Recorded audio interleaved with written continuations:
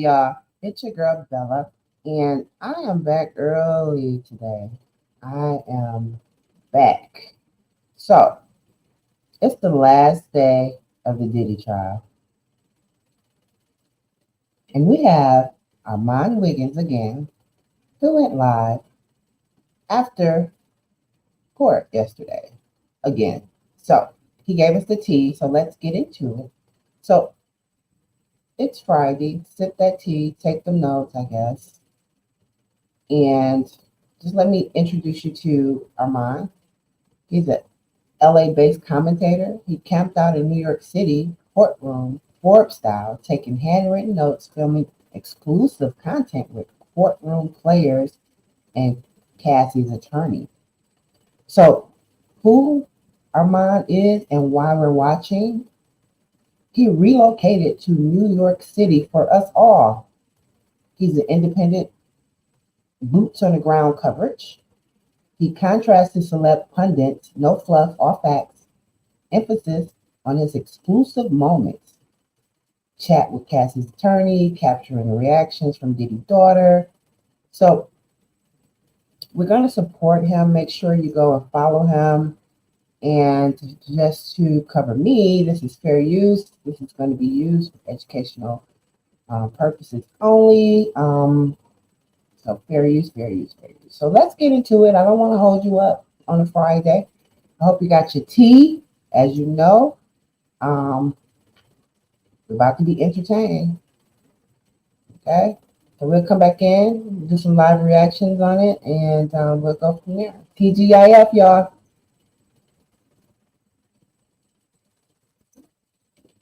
Now it's time to get to business. You guys, the jokes are over. Okay? The kiki is done. And I know I told you guys the day before yesterday that Diddy made a big move. But with these trials, this is why it's important not to take a side. I don't have a dog in the fight. Maybe today, it don't look good for them. Tomorrow, they can do a karate kick from the defense and change the game. But I'll tell you this, the courtroom is packed. They had 4 overflow rooms today. The people at the court are fighting, okay? The press is already in there. The one with the people with the press passes, they've already got their line. They've got permanent seats. They're saying that some people got permanent public seats. People are arguing in the morning. It's a lot of drama going on. People are getting into it. They got the line sitters outside. You got people making side businesses. It's like the first day. It's gotten really, really ghetto. People are feeling entitled. People are feeling like this is my spot. This is my space. Ain't nobody moving because people want to be in there for the verdict. And I was also hearing that majority of the family came today. I did see Justin there today. I did see Christian. I did see, did I see Justin? Maybe I didn't see Justin. I definitely saw the 2 daughters. The 2 twins were there. And I think the other daughter was there too. All the kids was there. And mind you, I'll be honest with you. The daughters did not look very comfortable. Diddy did not look very comfortable today. Diddy was sitting back like this the entire time with his head down, listening to, for about 7 hours, it felt like, listening to the prosecution list why he's guilty and why he should go to jail.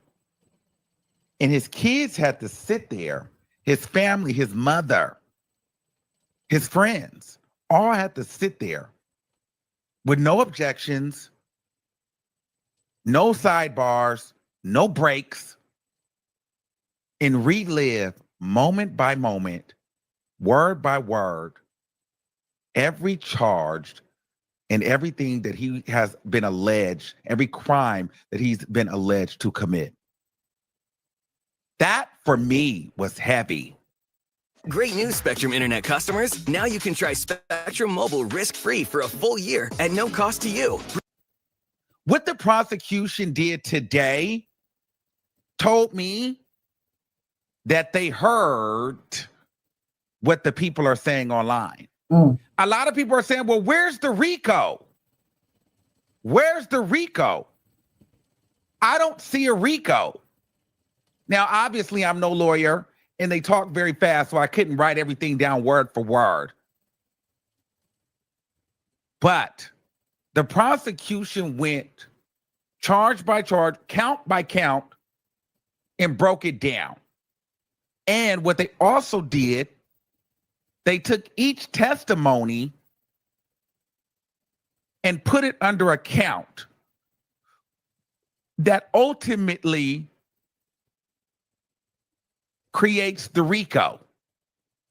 But also, some of them, two of the charges actually are their own separate things, but they also tie into the RICO. I'll break it down. So the count number one pretty much was the RICO, and they started with the trafficking. And so they used Cassie and Jane Doe. Now, I missed the Jane Doe part, but I got there for the Cassie. So basically, they were saying Cassie satisfies the sex trafficking charge, which is a charge on its own, but the sex trafficking charge also falls under the RICO. So if you can find them guilty for the sex trafficking, you can add that to the RICO. And they broke down the counts as to why the sex trafficking is a valid thing. So let's start with that first.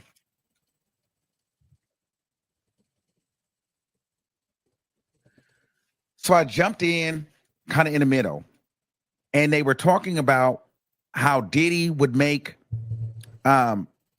Cassie's family pay $20,000 for dating Kid Cudi, but he had $3.2 million in his account that month. And he also paid out $3.2 million, which meant he didn't need the money. It was about control.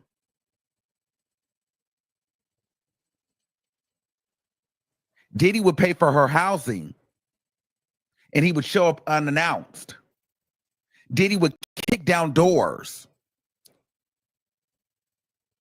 She told D-Rock that she didn't feel safe. Cassie never knew what to expect. She never knew who she would be with at any given moment.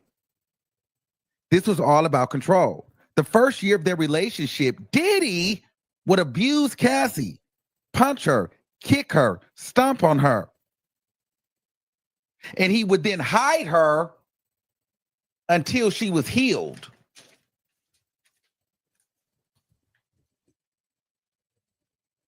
Then they listed the abuse. There was a dinner in New York City around 2007 and 2008. Diddy hit Cassie in the head. Bow. 2010 at Prince's party,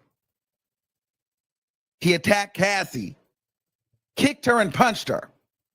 In 2011, after Kid Cudi, he attacked her. Remember, that's when he teeny tur kicked her. When she opened the door and Capricorn Clark took her to the house and he said nothing. He flung open his robe and he kicked Cassie all the way out the house. Cassie would have photos of bruises and pictures that her mom took. In 2013, he attacked Cassie in her apartment. Cassie was asleep. He threw her down, and that's when her eyebrow got split. After that, Cassie had to go get stitches and plastic surgery. In 2013, Diddy also assaulted Cassie in Jamaica because she was taking too long in the bathroom. Now, mind you, as they're doing this, they have a PowerPoint presentation, date by date, incident by incident, and they break down everything. I'm just running through it.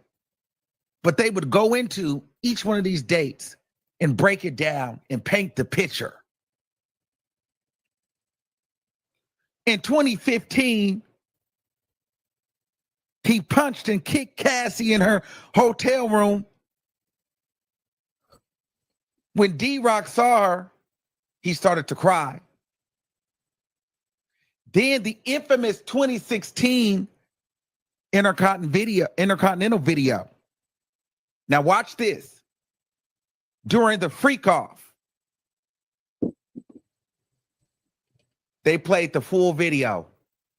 Not just what you see on, like it was a full 8-minute video. And she told the story. And the story was like, Diddy wanted Cassie to attend the freak off with Jules. Remember, Jules was one of the main escorts, and Jules is also the old friend of Flash. They were in the middle of a break during the freak off. Cassie wanted to leave. Diddy was upset that she wanted to leave because she was going to fuck up his freak off. And so when she left, he came and attacked her. And then he grabbed her stuff and took it back to the room. She didn't come fast enough back to the room. Cassie was going to leave. Actually, she got on the phone to call security. Diddy came back, attacked her again, and threw a vase at her.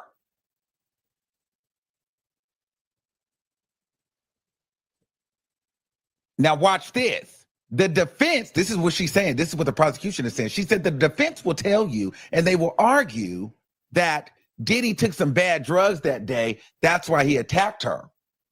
But when the security guard came up,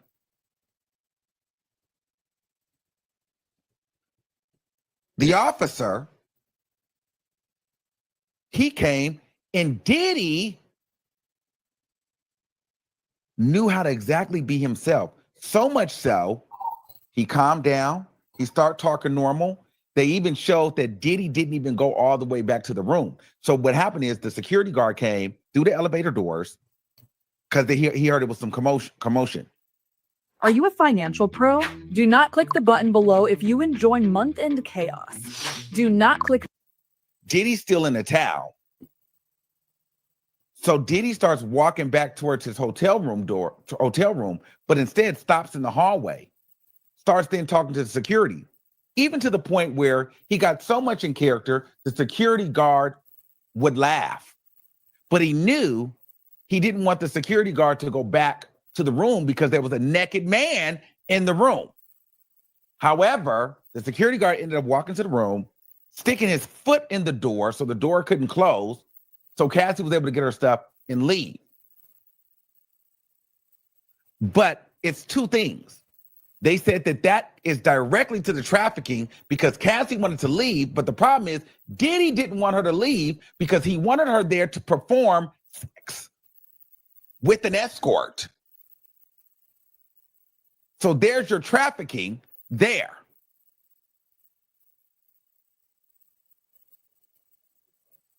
And to the point that the defense will make, well, he took some bad drugs. Well, if he was just so irate on a bad drug binge, how did he know to fall right into character and sober up when the security guard came up the stairs?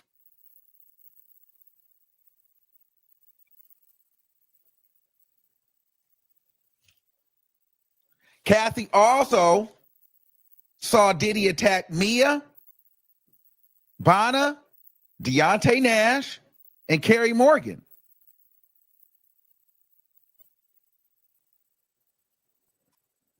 The defendant's inner circle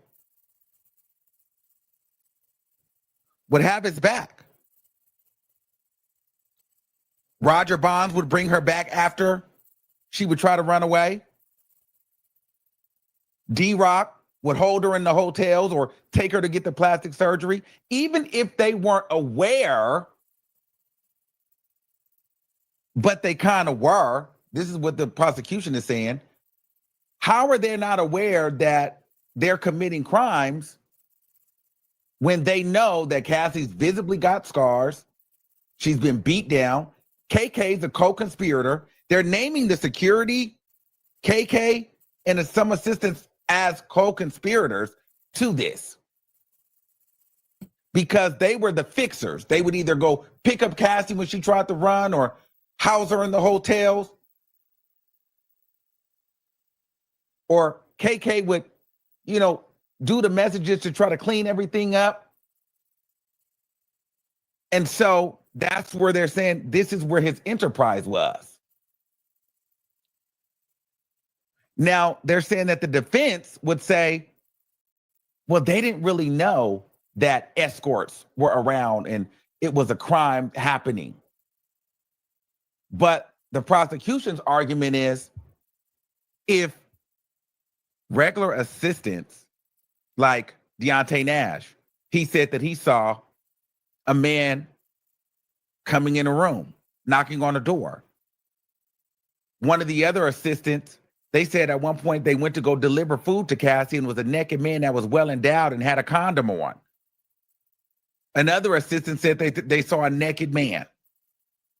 So the point, and I didn't understand during the trial why they were asking the Deontay Nashes and the assistants, the ones that are not considered co-conspirators, why that mattered, why they were trying to see, why they wanted to see if they ever saw any escorts until today. Because the point that the prosecution is making is, if these one-off people that are not a part of the inner circle, that are not a part of the chief of staff, that are not KK, that are not your head of security, if they're having spottings, just doing their regular work, and here and there they see an escort, you can't tell me that your most inner circle has never seen any of these escorts or don't know what's going on. How is it that Cassie's best friend has seen it, but you're telling me your chief of staff don't know what's going on? That's not true. They were in on it, and they were helping facilitate these crimes. I mean, they laid all of this out. Then they listed a text message from D-Rock. We need a training manual for the new hire, ASAP.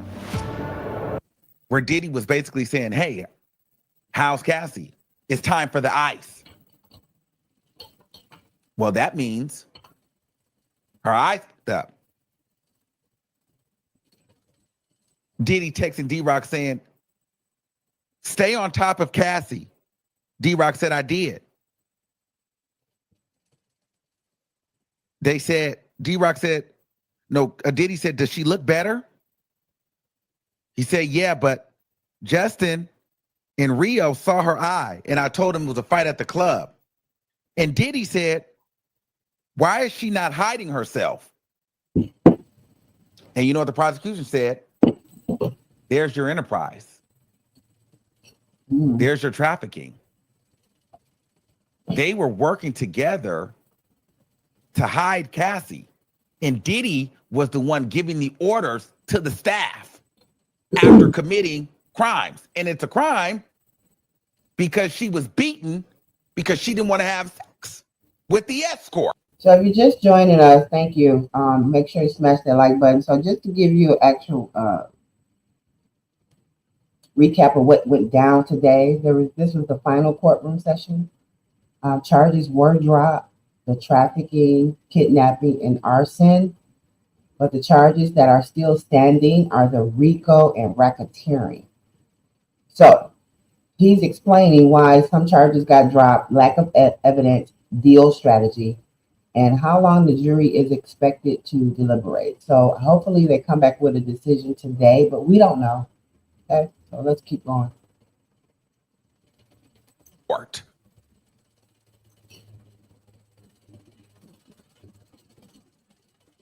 Does that make sense?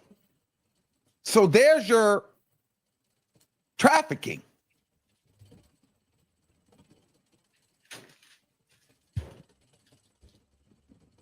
And I wrote, Diddy looks devastated in his court seat. His head is pushed down.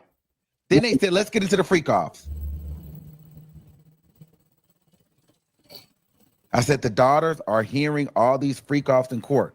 They're saying this is how the freak offs play. So they started with, the first part was the abuse. The beating her up was already the coercion and the manipulation in the mind. Then they broke it down to the freak offs and how the freak offs was a part of, hold on, let me get it. How the freak offs were a part of force in the coercion as well.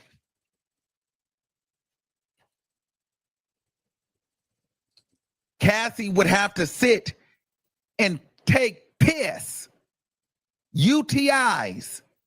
She'd be on her period. She would be forced to do hundreds and hundreds of freak offs. The daughters were sitting there looking disgusted.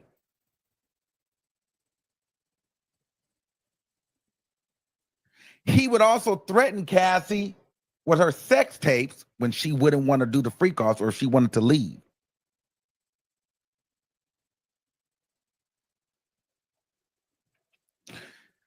And they said yes. And this is where the prosecution ate it up for me. They said, yeah, you saw the freak off videos and you probably saw Cassie playing with herself. You didn't see any guns or weapons. You probably saw her engaging. But remember, this is in Diddy's phone. Why would he keep a video of him beating her or forcing her to do a freak off in his phone? You guys do remember the great lengths that he went to abolish that video from the Intercontinental Hotel, right? And Agnifilo looked at Garagos, at Teeny, and they was like, oh, because they got to combat that. Because it makes you think, well, you're right. Well, why would he have a freak off video of her punching her on a dick in his phone? If he paid $100,000 to get the video footage from the Intercontinental, he paid $100,000 for that. That's a crime. So the fact that he would do that, why would he keep an incriminating video in his phone? You see what he did to try to erase the Intercontinental video? He paid over $100,000.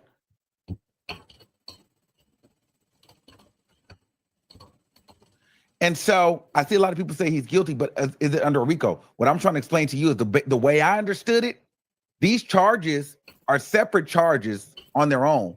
But if you can get him under these like at least two counts of these charges, like whether it's force, fraud, or coercion, it also adds to the RICO. So sex trafficking is is one thing on its own.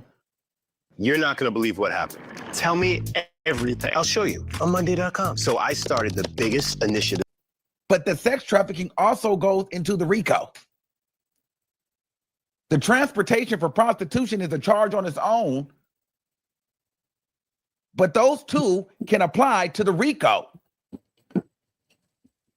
The RICO is all of it. So you get almost like charged for those two, guilty, and then because you got guilty for those, then we can go ahead and slap a RICO on it.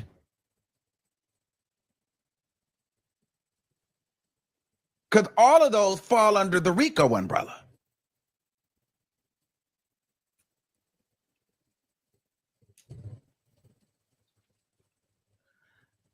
I'm not gonna argue with y'all in the comments because a lot of y'all, and I'm no lawyer, but and I didn't get to write it all the way out. But if y'all don't want to see it, y'all don't have to see it. But the lawyer spelled it out today, so y'all can have your opinions or whatever y'all want to do. Look it up, read it, do your own research. But she explained each element that added to the individual charge which also could be added to the RICO too. So I don't know how else to keep trying to explain that for people, but that's what it is. Okay, so Agnifilo gagged at Garagos and started asking her questions. But before we get into that, y'all, why would Diddy keep evidence of abuse on his phone? Why would he do that? You would think he would delete something like that, right? No, not a narcissist, no. Narcissists thrive off of power and abuse. They don't just abuse. They document it like trophies. They keep the photos, the videos, the text as a way to relive the control they had over someone. It's about dominance, y'all. And look what it can do to people if they get away with it. So it ain't about remembering. It's about reminding themselves that they had the power over them. And he likes to watch. Narcissists believe they're untouchable. And we can see that in Diddy's behavior, that he felt like he was untouchable. He had a self-worship and ego-fueled personality. He recorded everything. People like Diddy loves making their own documentaries, which is probably why he choreographed the porn. They get off on their own image, even if it's abusive. So in their minds, it's not abuse. It's evidence of how wanted, how important, and how desired they were or are. So some of these dudes like Diddy document their worst moments like it's a highlight reel. And that ain't confidence, that's sickness, y'all. They keep it to blackmail or silence victims later, like he's doing Cassie and Jane Doe. Sort of like you ain't say nothing then, or you was smiling in the video. Like they use those tactics to keep the control, the leverage, the insurance. That's why he had so many tapes of sexual acts, because they like to go back and look. That kind of manipulation is next level toxic, y'all. Twisting receipts into protection. Let's be clear. Sometimes those receipts ain't for court. They're for control. So Diddy was delusional. He didn't feel like he was invincible. Diddy thought he'd never be held accountable. Look at all the stuff he got away with over the last 20 years, y'all. He got away with so many crimes. Diddy really believed he was above the law, above the truth, above everybody. So he didn't hide. For what? What he got to hide for? They document. He's got to document this so he can go back and watch it. So when people think they're God, you don't hide your sins. You archive them. So phones, videos, anything you can record with becomes a narcissist's diary. Not the truth, but the twisted validation, y'all. Some even rewatch these moments when they feel powerless or paranoid. So that phone ain't just a device. It's a vault of pain, and they treat it like a trophy case. So I just had to let you get a picture of Diddy's personality. Then Diddy started passing notes. Then Garagos, she started shaking her head. They start looking through the notes. I said, Diddy is passing notes now. Okay. They played the entire surveillance video. I told you guys that. I said the prosecution is doing a total play-by-play of what happened. Defense said Diddy had taken bad drugs. That's why he hit Cassie, but Diddy had complete control when Officer Jules caught Diddy. He was trying to avoid security. And I told you guys that how he was trying to avoid the security. So that was that. They said this should leave no doubt in your mind that this is trafficking. When he beat Cassie and dragged her back in the hotel room with an escort waiting. It doesn't matter that she got away. When Cassie said no, she was hit in the face, dragged back when she said no. Physical abuse doesn't have to happen during sex to be trafficking. So you don't have to be hitting her, forcing her, or beating her to be trafficking. It doesn't have to be happening. So he could have fought her. It becomes trafficking because there was an escort in the room and he hit her and drug her back in there because they were in the middle of a freak off.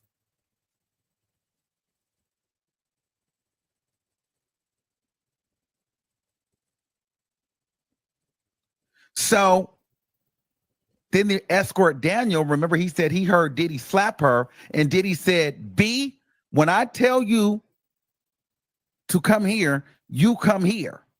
And that's when he threw the bottle at her.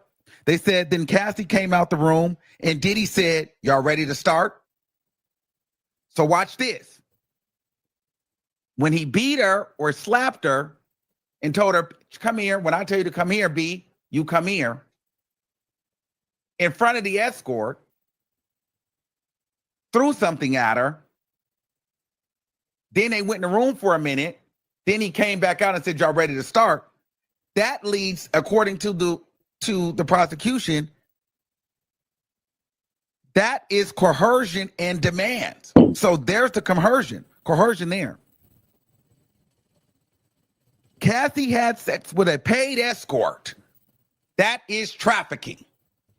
That's what they said.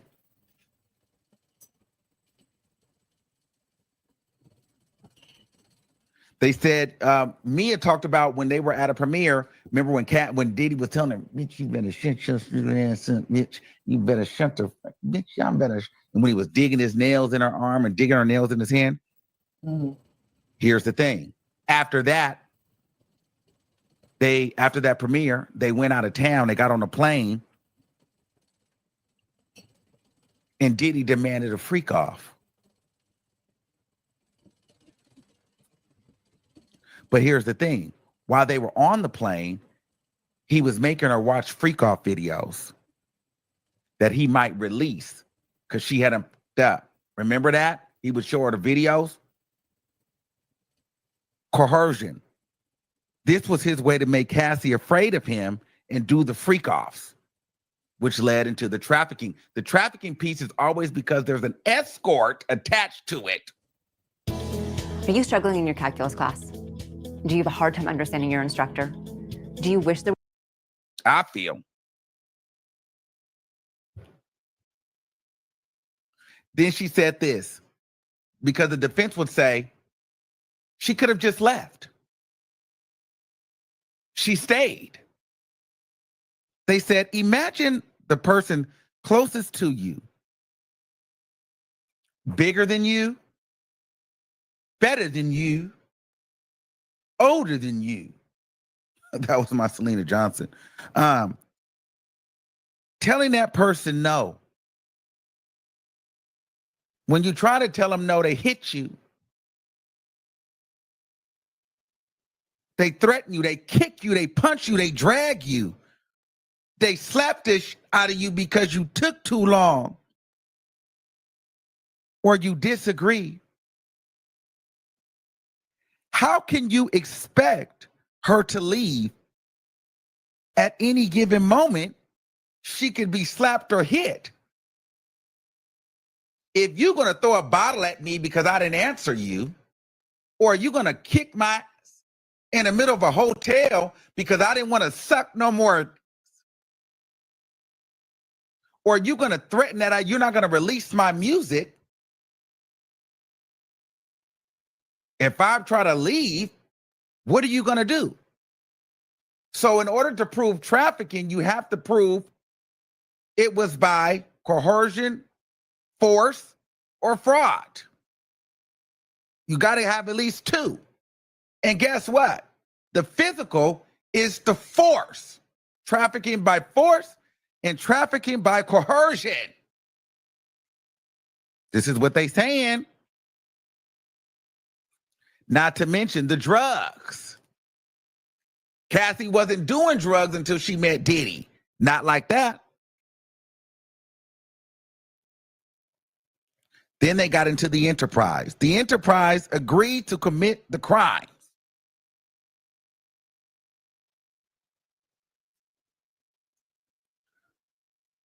For the racketeering, which is, I feel like the RICO, he needed help keeping the women in line, getting the drugs.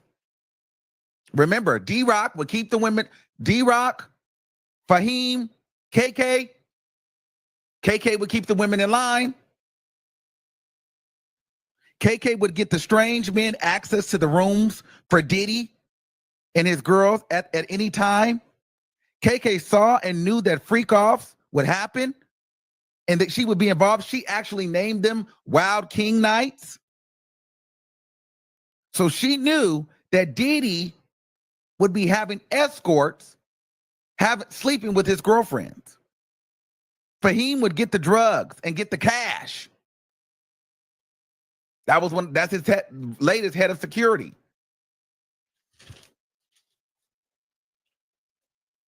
D-Rock would be the one to take Cassie to the hospital, drive her around, ice the black eyes.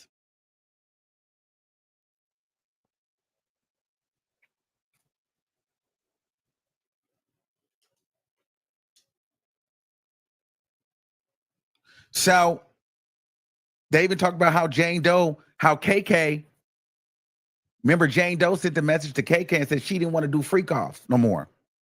And KK was talking about, okay, I got it. We're going to fix it, blah, blah, blah.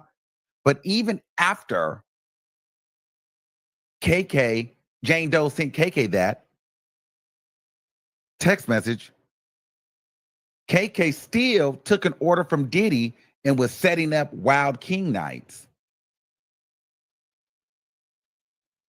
Because her loyalty was to Diddy still. So this is why they're saying KK, Fahim, and D-Rock are all three co-conspirators.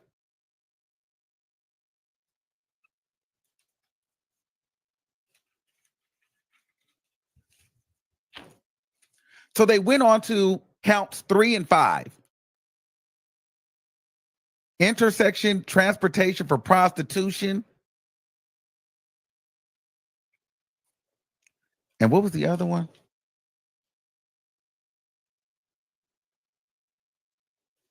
Okay, so transportation for prostitution is separate from sex trafficking. This charge does not require force, fraud, or coercion. So the transportation for prostitution, the defendant knowingly transported an individual in interstate or foreign commerce. And you have to prove that the defendant intended that the individual would engage in an act of prostitution. What testimony they're using to get him on count 3 were the freak-offs with Cassie. Flying an escort in, Diddy would pay for it. They listed out Dave, want to escort Dave from New York to Miami. Jules, Diddy would pay for the travels. They got all the records for that. So they said, and then they said that Diddy American Express shows that Diddy paid for flights, hotels, and then would grab $2,000 cash to pay.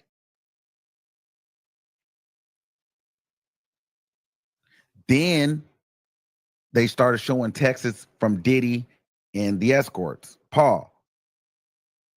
And if you can make it happen, the tip will be worth it. Something along those lines. Or no, that was to Jules. Come to room 901. All right, I'm on my way. They said, for this,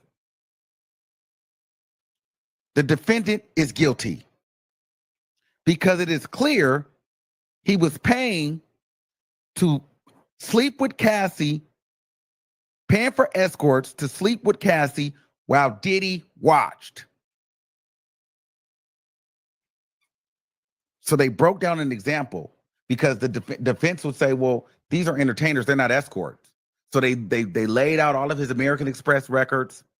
They showed the flights. And the thing is this, you're transporting them through state lines and through foreign lines, like through different countries. One of the escorts even went to Turks and Caicos. So if you're paying for an escort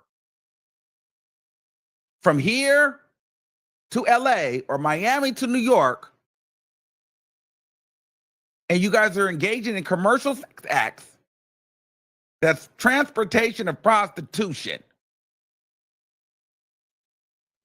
And what they're saying is Diddy is guilty based upon the receipts, the American Express records, the hotel records, and Cassie's testimony and text messages. He is guilty for count 3. So you got to have 2 of those. A second example for Cassie, Jules, flight to New York, Dave, he gave Dave a $3,000 deposit. They pulled up travel records. It's commercial sex acts. Count 5. But this is still under the transportation of prostitution. I hope I'm saying this right. I'm learning my legal stuff just like y'all. So, Jane Doe, Cabral, aka ATL. They would call him ATL because that's where they knew he was coming from. He was paid several $1,000s. Sometimes Jane would pay, but Diddy would reimburse her. Cabral would be flown from LA to Miami to New York. They have all the records. They pulled up Paul Arthur. That he would be flown from LA, New York, Turks and Caicos for hotel nights with Jane Doe. They showed a text where Diddy texted Paul and said, "How do you want me to handle the payment?"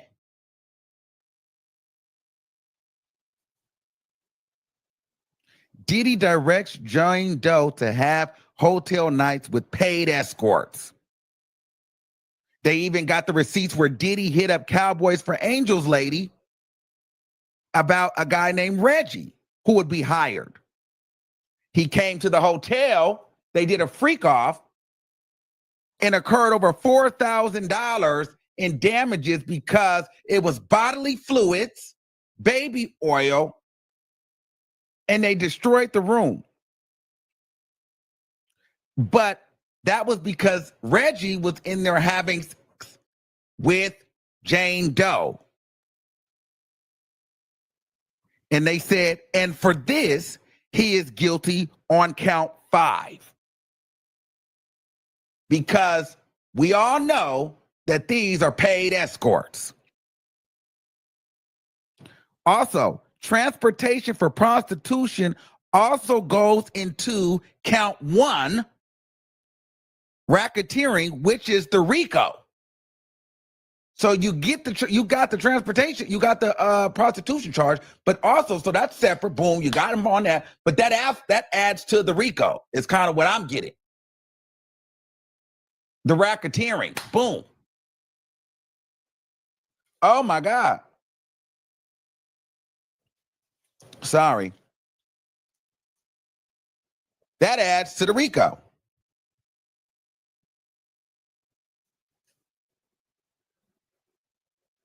Are we good?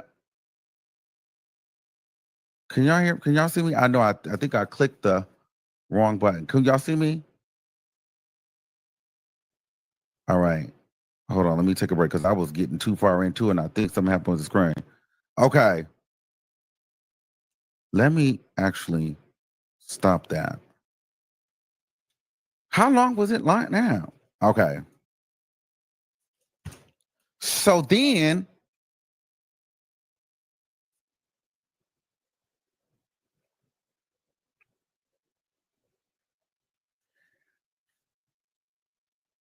So then they talked about how KK, and I guess this goes into the bigger picture, the conspiracy of the enterprise, because I don't know, I can't read my writing. I don't know if the word is inducement or it's inducement to travel, transportation. I don't know.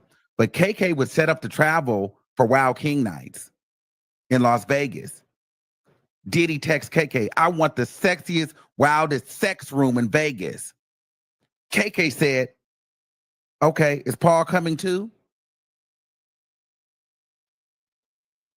So she knew what she was doing. She knew she was setting it up. So this all goes into the transportation of the prostitution. Then Diddy would often ask for cash.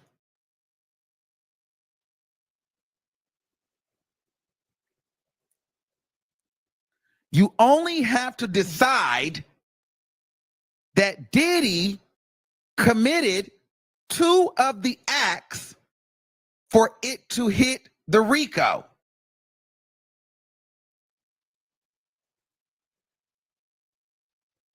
So I think you either get the KK, you believe that she was in it, or you get the Jane Doe, or you get the Cassie, and then it starts added into the RICO.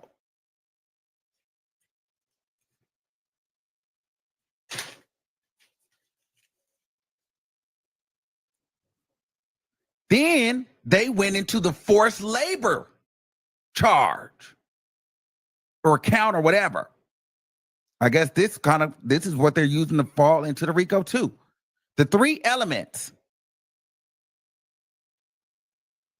I guess there's 3 elements of this. I guess there's sex, scheming, planning, sexual services. That's element 1. Just doing work. I could not get this. I don't know what I wrote right there, but y'all, I'm gonna break it down for y'all because I was writing. I'm trying to write fast.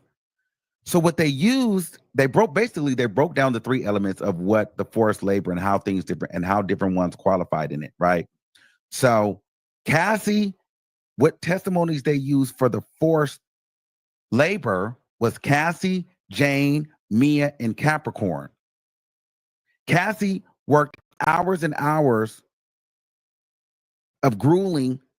Cassie and Jane did hours and hours of grueling sex work with the escorts. 36 hours, 48 hours, 72 hours.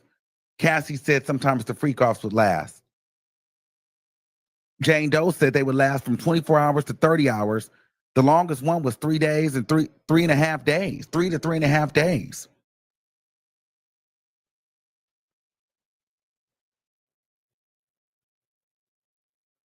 "48-hour hotel nights." They had a hotel record where it showed 48 hours in the hotel. So boom, there you are right here. You had Jane Doe high in there for 48 hours straight. And they said, if you want more of this, there's plenty of these. There's plenty of these different receipts to prove the forced labor. We don't have the time to go through it all right now, but view the exhibits. And they mentioned the exhibit code or whatever, and then they said to see more. So basically, they're telling the jury, you have all these exhibits. We're laying it out for you clear. This is what you look for. If you need more, we have a plethora of exhibits in your packet. On page, I'm just making a number up, 1-345. You need more info? I'm telling you what to look for, and it's all there on 1-345 if you need a little bit more.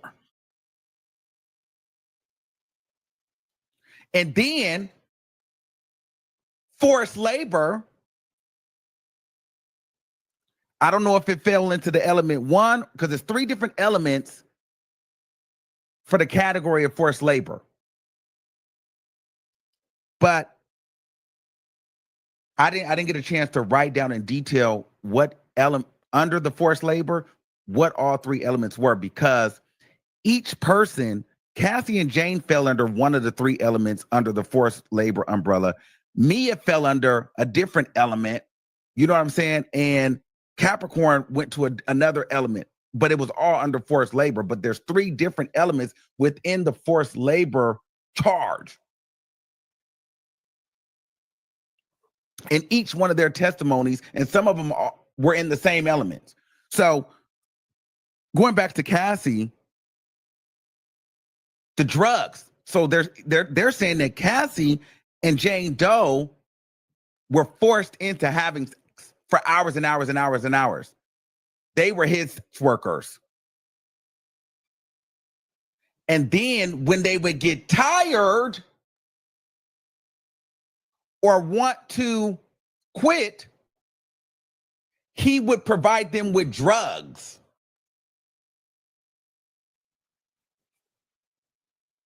That's labor and force. That's what they're saying. He would tell them, keep going.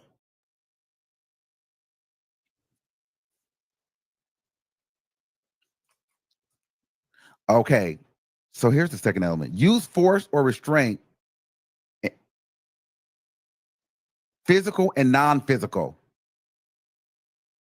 Oh, and I wrote prosecution paints undisputable picture of the RICO. Okay, boom. So the first element I couldn't read it all. So I think the first element is just about sexual services, force, scheming, planning, things like that. The second one is use force or restraint, and it could be non-physical as well. And I think the third one is, did he know that he was forcing him to do that? And yes, he knew that he was forcing them to do that, because when they would say no, he would tell them, just push through. One more round. When they would say, I have sores, he would still make them have the sex. So that falls under the third element, him knowing that he was forcing them to do it because he would provide them the drugs.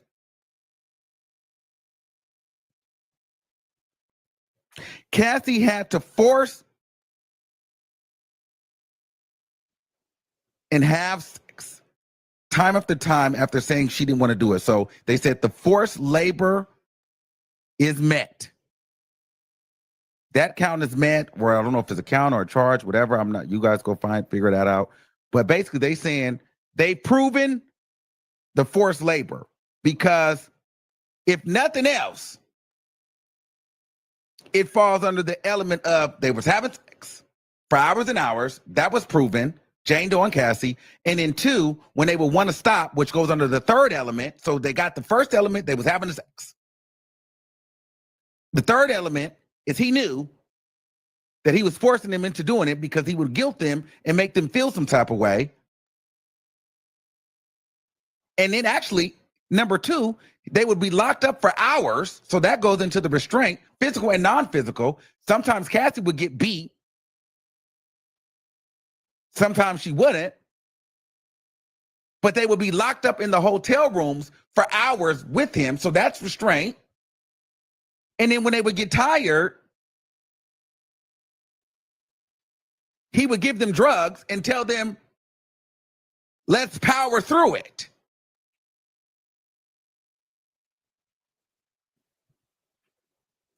Just push through.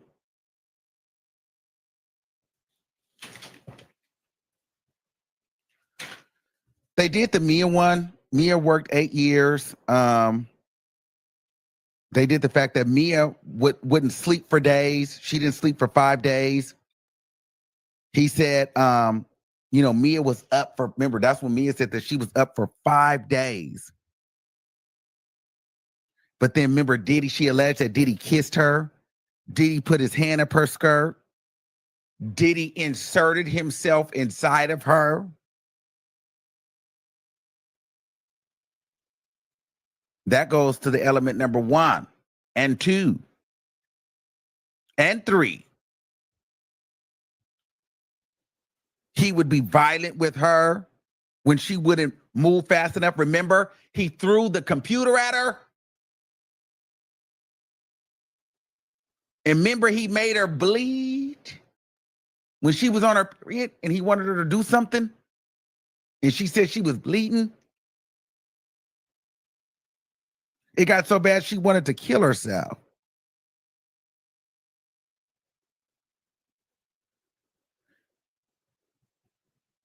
He texted her, if you don't call me in the next 2 minutes, you don't have a job.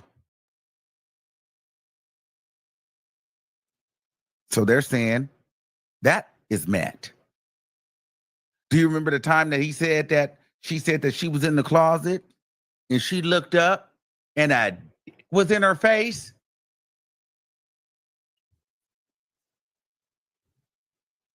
So they use me as testimony as forced labor. And forced labor, it could be through sex, it could be through physical, non-physical, and so it satisfies 2 of the 3 elements, if not all.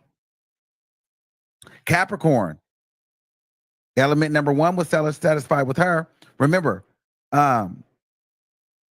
she was a forced labor victim, wasn't paid for hours and hours that she worked. She was owed $80,000 in overtime. Remember, and then when she told him about the money that he owed her, he read it and ripped the paper up in front of her. But this is all after, remember, he told her in Central Park, I didn't know how cool you was with Suge Knight, but if something ever happened, bitch, I'll kill you. So you threatened her too. Forced labor. They said that it's met.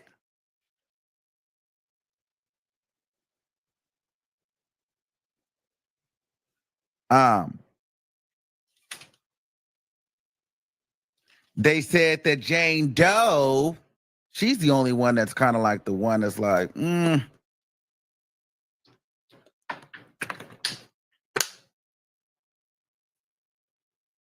They said Jane Doe, they played the calls on the phone. This goes into him knowing what he was doing. They played all the calls on the phone because this is after Cassie's lawsuit. This is after all of these things that was going on. Him and Jane Doe would be on the phone, but Diddy would tell her, I can't talk on the phone. But he would gaslight her. I can't talk on the phone. I can't talk on the phone. They played all. Oh, no, this goes into the witness tampering. So that was that. So we passed that. We're past the forced labor. Now we're into the witness tampering. They use Jane Doe's testimony as witness tampering. Mia and Jane Doe fell under witness tampering. Okay, so Jane Doe is a part of the witness. This is all going into the RICO. So they're saying that Jane Doe is witness tampering. And what they used with that was when Jane Doe would be on the phone and making those calls, Diddy was recording her in the background. Capricorn Clark was writing on a whiteboard. Not Capricorn, KK, you could hear the whiteboard. She was writing stuff down, but Jane Doe didn't know that she was being recorded. KK is writing on the background, taking notes. They're trying to catch Jane Doe up to incriminate herself because this is after the Cassie lawsuit. Everything is done, and he's at this point he figures out that he might be investigated by the feds, or he knows that that's probably coming next. So that's why he's saying, I can't talk on the phone. I can't really talk on the phone.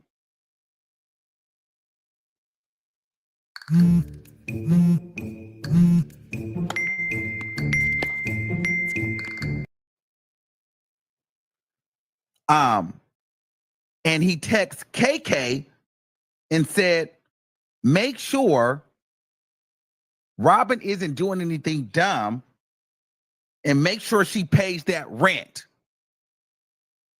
on time. And KK would make sure the rent is paid on time. So watch how they ate that as witness tampering. Watch this, how they strung this together. They said that because a lot of people said, well, he's still paying the rent, so Jane Doe is not credible. No, what the prosecution is saying is Jane Doe, they know that Diddy knew that Jane Doe was a crash out. And Diddy knew that the feds had already came to Jane Doe's house. So he was trying to stop Jane Doe from talking. And the way that you get Jane Doe from talking is you make sure that hoe's bills is paid.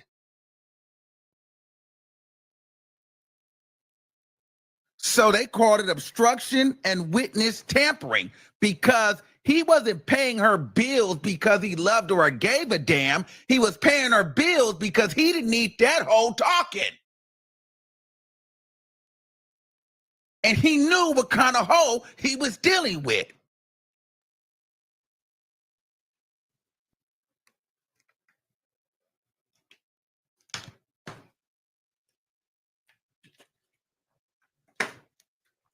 So that's why he was paying her bills.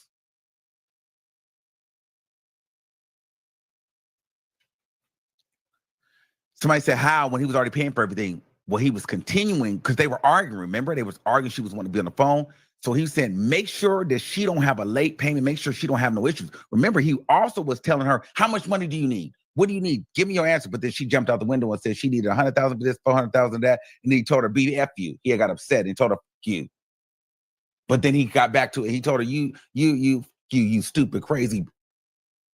And then he got back to his senses because he realized, okay, she's ready to, because remember, Jane Doe didn't start all of this until the Cassie lawsuit. And she saw how much money Cassie got. Then she started,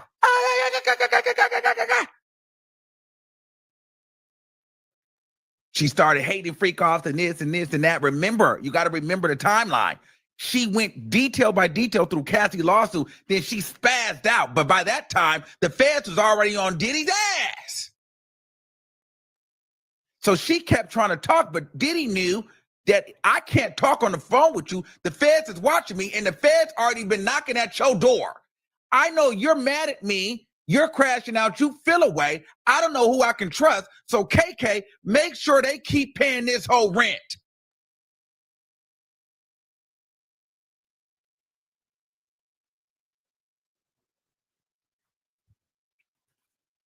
Okay? I'm trying to break it down for you the best way I can.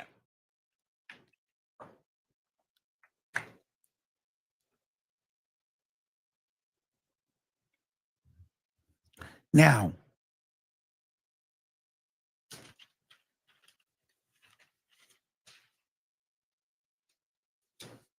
Mia, witness tampering. This is what they're saying. They're using Mia as witness tampering. They're using Mia's testimony as obstruction and witness tampering. Diddy called her. Remember, they hadn't talked for a long time. When everything came out, D-Rock texts Mia.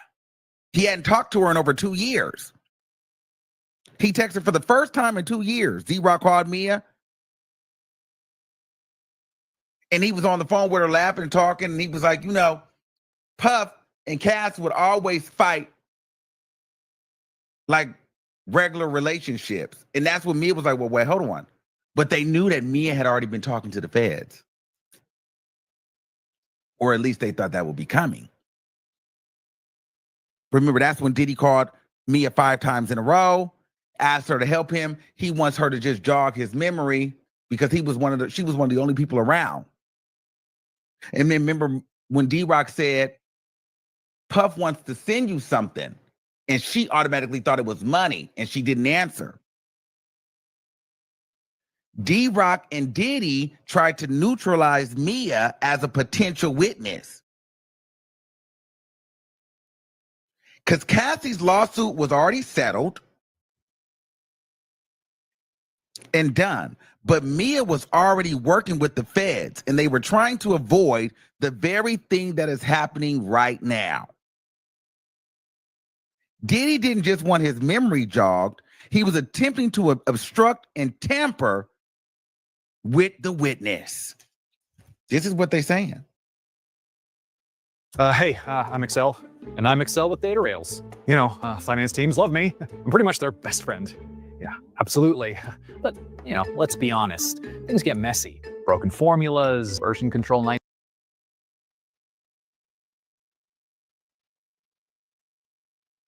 They said the defendant knowingly and willingly knew he would commit at least 1 to 2 acts of racketeering. The fourth element is satisfied.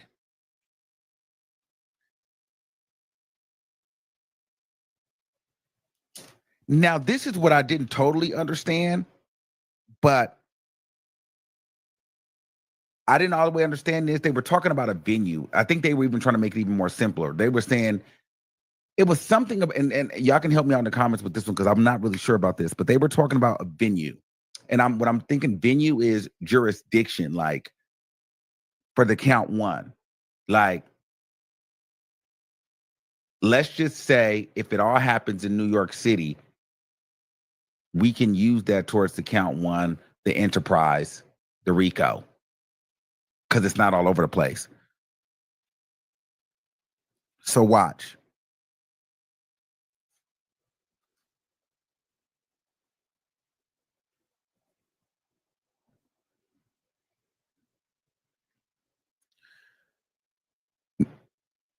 First thing, count 2, trafficking Cassie Ventura, New York City.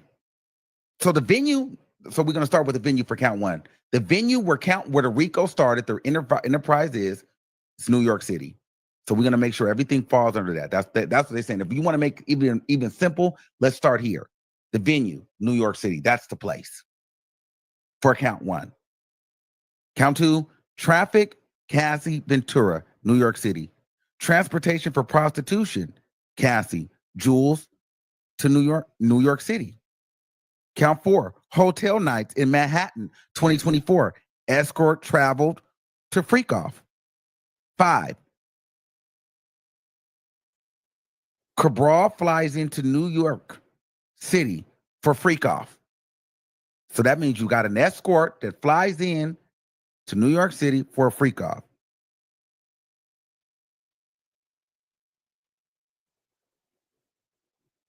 They said there's many ways to find venue for count 1.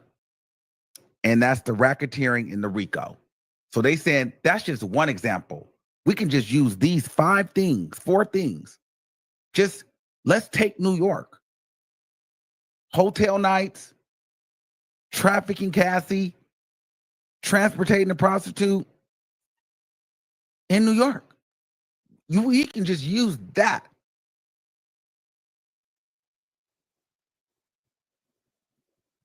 Flying them in into and you notice all that happened in New York. I mean, and you can say the enterprise was somewhere else. I mean, you can just pick a venue. You can even do it in Miami.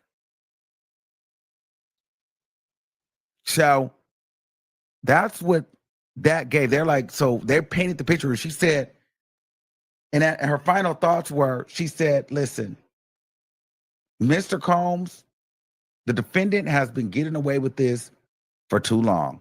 He's used his, now this is what kind of gave me chills. They said he used his influence, his money, his fame, and his power. But this stops today. It's time for justice. It's time to uphold justice. It's time to find the defendant guilty on all charges. And then she was just done. She was like, it's time. It's time to get him out of here. He's just rucking. And then you could just feel the tension in the kids and everybody just like, she was like, it's time. It's time to lock his ass up. He's guilty. And I was just like, oof. Oof. Oof, oof, oof. I was like, oof.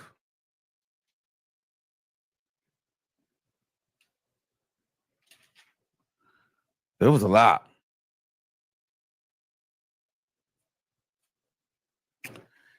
Now, if you're into a little conspiracy theory stuff, we want to get into a quick little conspiracy. Word on the curb is, all of this happened to Diddy apparently, what I'm hearing through the streets and the grapevine and just everywhere around town is that. Oh. So is this up to date? Mostly. You know, he pissed some people off, and apparently, you know, I'm hearing, and I don't know how true this is. This is allegedly. I don't know how true it is, but you know, everybody's talking about saying the rumors about the Diageo thing and how he would, apparently that was all their money. Like all the money came from, so all the money he had, it wasn't from the music, it was from the liquor. And I guess every year he would try to extort them or threaten to sue them for more money. And they would be scared. It was like of somewhere up in the $200,000 or $200 million, something crazy. He would be trying to get more money from them every year, and they would get scared and they would pay the money. Until one day they said, you. But apparently, the cars, the private jets, the mortgages, all that stuff, he would charge to their account. Why would you mess that up? I don't know. Apparently, he would call them racist because, you know, other people would get more money than him. It was just a thing. And apparently, they went and referred Cassie to the lawyers. Cassie did what she needed to do, and the rest is history.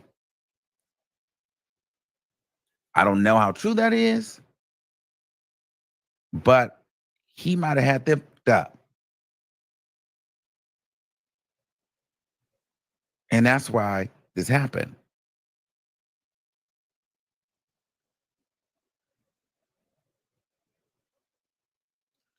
So,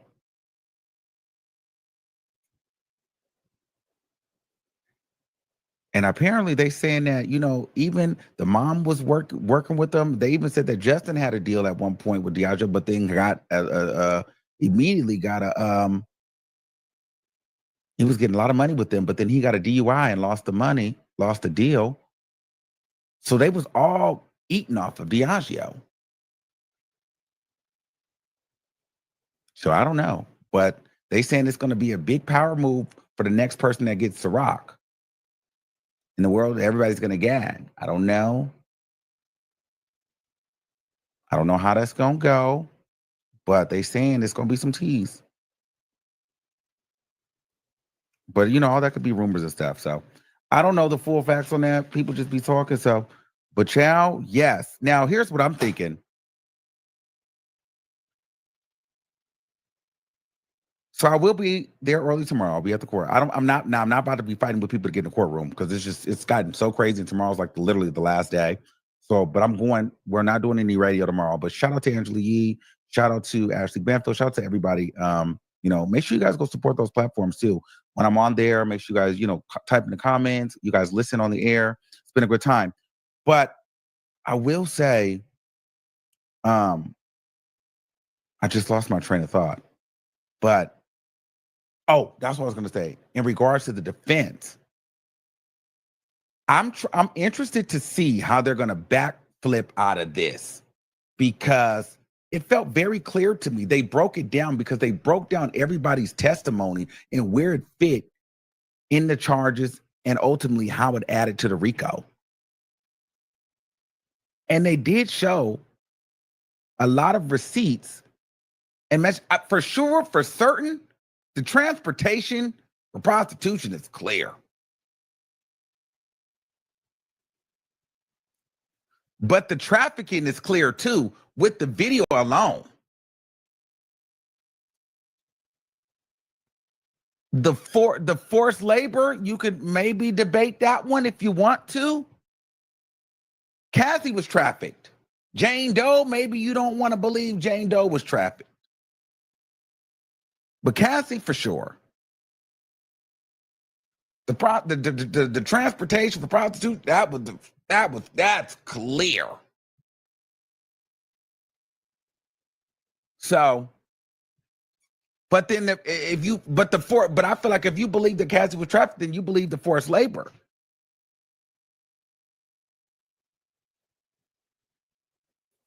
Remember, Capricorn Clark, she couldn't even have a life. He told her, you know what the problem with you is? You want a fucking life. And all she was trying to do was eat some turkey bacon.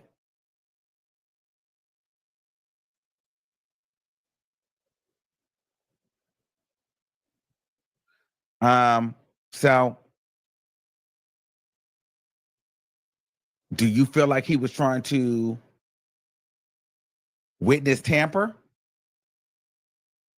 You only got to, here's the thing, for the RICO, you only got to get him on 2 of those counts. I think it's the witness tampering, the forced labor, the trafficking, and the prostitution. Only need 2.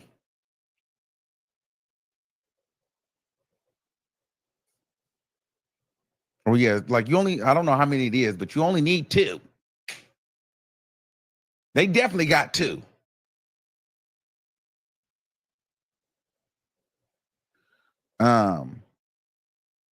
So we'll see.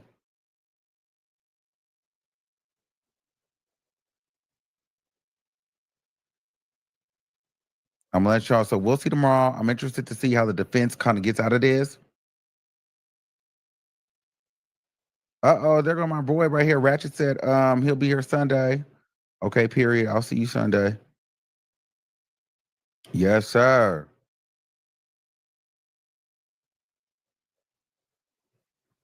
They explained to you what the trafficking was. She was trafficked for commercial sex acts. Anytime you, it doesn't even have to be physically during, but he was physical with her in the midst of an escort being present in the middle of a freak off.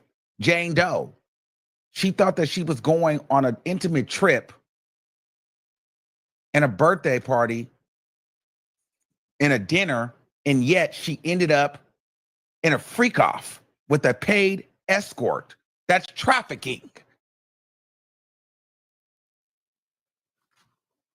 Like, at this point, you just don't, some people just don't want to see it because it's there. You may not like Jane Doe, but Cassie, definitely. First of all, Cassie was she was fighting and then still having to do freak offs in pain.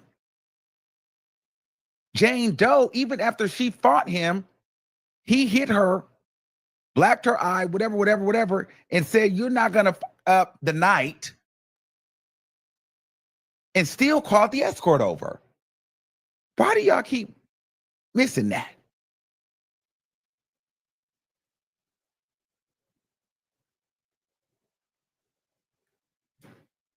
The paid escort and the freak offs and the manipulation, the physical abuse, the non-physical abuse, the coercion goes into the trafficking.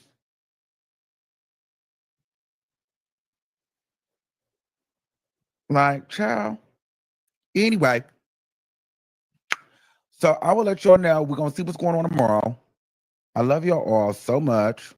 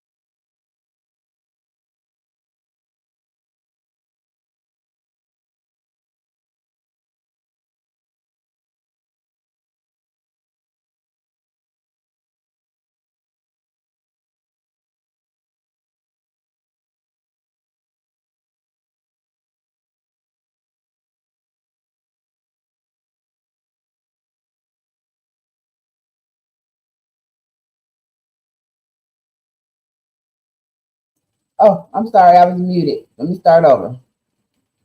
Dang it. So what I said was, did the prosecution bring their receipts, or was it just vibes? Did the key witness details, who stood out? Who folded under pressure? Because we got Cassie mama trying to fight Diddy.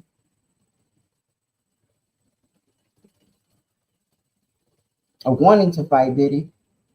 Step to Diddy's team. So were the audience reactions in court, were they team Diddy or team survivors? Cassie body language, was it strong, emotional, protected? You got a lot of things to look at, the jury does.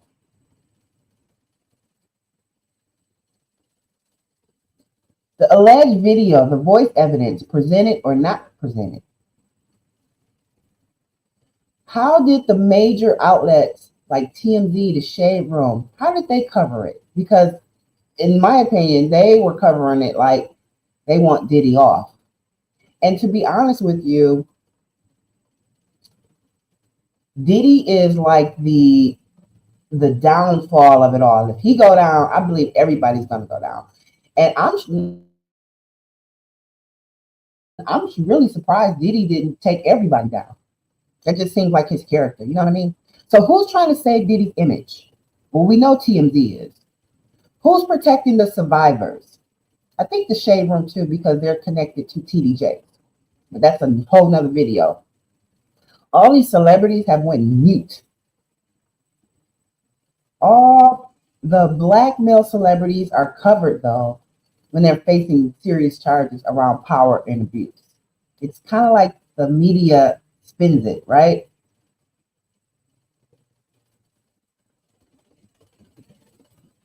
What about Diddy's pattern of behavior? That's what they're focusing on. And he still has a lot of civil lawsuits piling up. So this is not over, y'all. This is not over by a long shot. Was this just a one-time accusation? I don't think so. The public is really divided, and we're seeing a lot of denial in real time. So this ain't just gossip, y'all. This is about power, silence, accountability in our community. Well, not so much our community, because I'm quite sure Diddy don't live in the hood. Or maybe he mess around with sex workers in the hood, but I don't think it's gonna affect us. But it does affect our culture, and that's the most important thing. This behavior, for men thinking that they can get away with these type of things, and black women like Cassie rarely get to speak up, let alone be believed. So it's really important for our culture that this type of behavior is shut down. So that's why this trial matters to Black culture, this channel. Because we want to send the right message out to survivors. So, will Diddy face criminal charges later today? We will get the results, y'all. I'm on Eastern time. It's 8 a.m. I'm sure court is starting, probably about 9. Will there be more lawsuits coming?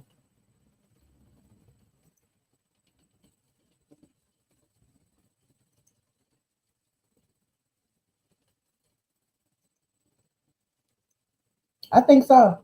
Like I said, this is far from over, y'all. Unfortunately, after this, it's going to be something else. It's not going to stop. I think we have so long to go. I think this is just the first part of it. I think Diddy will face criminal charges, and I think more lawsuits are coming. What's going to happen if the jury find him liable on the remaining charges, y'all? And is this the beginning of Diddy's fall, or just media distraction? Did Diddy have to go through this, as they say in the streets, for his public humiliation ritual, right? If you're a conspiracy theory. conspiracy? We don't know. I don't know. We don't know. Because this is psychological and strategic. It's hard to talk about a narcissist like Diddy, allegedly. Because, you know, he did keep the evidence of abuse in his phone. I mean, look who we're dealing with. He kind of making it easy for the prosecution, to be honest with you. But if this is really about Diageo, the liquor company, that's kind of crazy. That's wild. So I'm going to end with my favorite part of Armon's commentary over the whole trial, because he did such a great job, man. He did such a good job. So I just want to end on a great note. You know, this is a lot, so we might as well end with something fun. Let me try something really fast. Hold on. I just want to see, like, what it does. Like, do you just... Let me see, do it. Oh, oh, oh, oh, oh, oh, oh, oh, oh, oh, yeah. Oh, there it is. Oh, oh, oh, oh, oh. Okay, okay, I get it. I get it. I get it. I get it. I get it. Okay. I get it. Oh, yeah. Oh, wow. I get it. I get it. Oh, wow. I get it. I get it. It's like a aphrodisiac. I get it. I get it. Now, do you put it in your face too? I get it. I get it. Oh, yes. I get it. Oh, yeah, I get it. Okay. So you just throw it on there and you just start shooting it all over the place. I get it. I just want to say, like, what did that do? Man.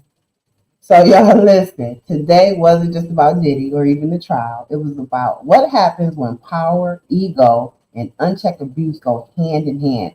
So when narcissists record their harm, it's not just evidence, it's a mindset. It's control, it's delusion, and too many people still confuse influence with innocence. So to my grown folks, stay aware, stay vocal, and protect your peace. Whether you're a survivor, a supporter, or just someone trying to understand this moment, I see you. So let's keep this conversation going in the comments. Like the video, subscribe to my channel, donate to the channel, share it with someone who needs to hear it. And you know what, you guys, I'm going to also give a shout out to all the women who have survived. I want to give a special shout out to you guys. So yeah, hit that subscribe. Don't miss what's coming next, because I'm not going to let this fade into silence. This is Bella, and you already know. Over here, we grown, we black, and we break it down all the way. So peace out, you guys, and I'll be back later today to see if Diddy is convicted or not. Take care. Peace.